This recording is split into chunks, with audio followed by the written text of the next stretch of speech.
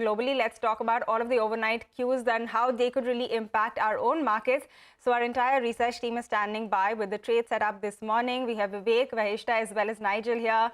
Guys, a very good morning to all of you. And Vivek, coming to you first. We were just going through the global market setup. That definitely does not look positive this morning. Well, good morning. Absolutely right. The start of the week wasn't so great as far as, overnight global markets were concerned. US markets ended quite deep in the red. European markets too, very muted cues, giving, a handover as far as weak handover as far as Asian markets were concerned. Also looking at commodity prices, especially if you're looking at gold prices went down yesterday almost 1.7%, briefly surging higher in today's trading session.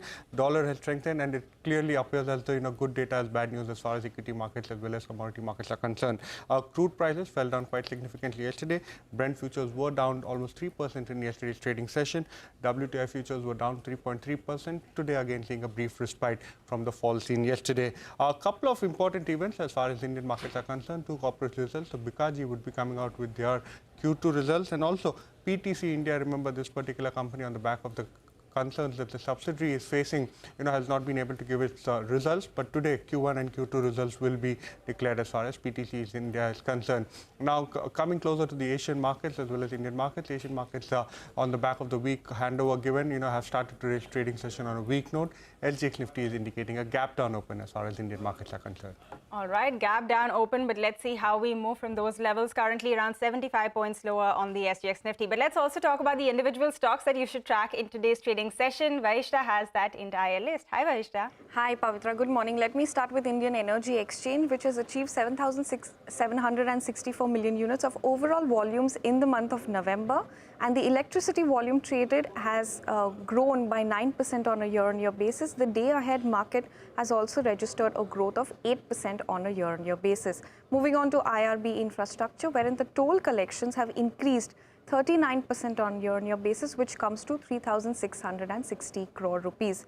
Moving on to JSW Energy, JSW Renew Energy 2 Limited, which is a 100% subsidiary of JSW Energy, has started a phase-wise commissioning of the 450 megawatt ISTS connected wind power project, with the commissioning of the first phase of the 27 megawatt at Tuticorin, which is in Tamil Nadu.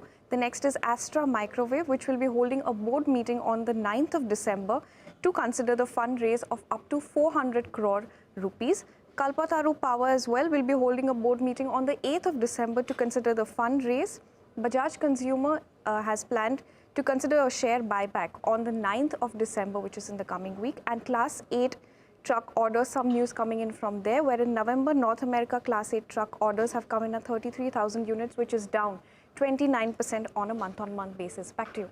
All right, Vahishta, thanks a lot for bringing us that entire list. And with that big dip in crude prices, keep your eye out on the regular aviation, paint, refiners. All of those will also be on our radar. But finally, let's talk about cues from the futures and options space. Nigel, what is the data looking like? Well, yesterday was a day of consolidation, but I'll say it was a good one because the broader market performance that we saw, the mid-cap and the small caps, they did better than what the index did.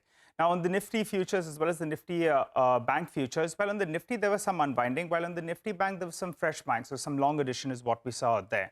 On the FIS table, well, they lightened their positions, both on the long as well as on the short side. But as we've been saying, they continue to remain net long on the index with more than 65% of their positioning on the long side. On the option side, well, they bought calls as well as puts almost in the ratio of around 1:1. But what's heartening is they started writing puts yet again. So yesterday, close to around 58,000 put contracts were written, and that's good news. And my sense is they were writing some bank Nifty options actually yesterday, because the bank Nifty put side, well, it was fairly active. Between both those two, the 43,200 and 43,300 put, well, we saw an addition of close to around 27 lakh shares. That's rather large actually for a Nifty bank contract that's seeing such a large addition. So what are the levels you're looking at on the Nifty bank? Well, there is some bit of support at around 42,900. I say this because in the last few days, we almost went to that level. We went around 42,920 odd, and we saw a bit of a bounce out there. So that's going to be a first support zone. The 20 DMA, if we break that, then maybe we visit the 20 DMA, which is a little bit deeper, close to 400 points down from there. While on the upside, the recent high will be a bit of a resistance. On the Nifty, well, there was some writing yesterday that we saw. 18,700 call that continues to see a fair bit of writing, but the 18,450 put as well did see some writing in trade. So the Nifty, for the Nifty, the 20 DMA again becomes important, but I think buying the dip closer to around that 18,550, around 18,600 risk reward could favor you. SGX Nifty suggesting a bit of a downtick. Back to you. All right, bit of a downtick, but we're going to see how this trading session moves from there. Nigel, Vivek, Vahishta, thank you very much for joining us and prepping us up for this fresh trading session.